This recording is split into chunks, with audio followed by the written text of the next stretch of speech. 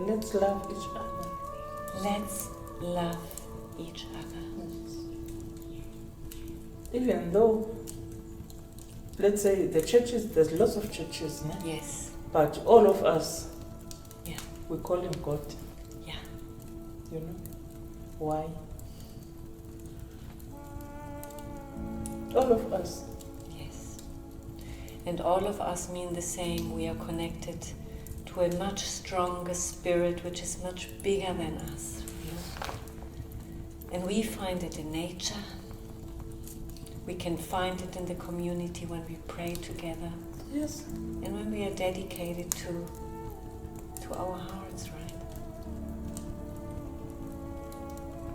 Even everything, we are the same.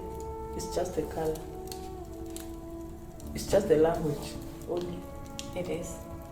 And when we look into each other's eyes, then language is no longer important. Yes. That is why I said, let's unite. Let's unite. Let's unite.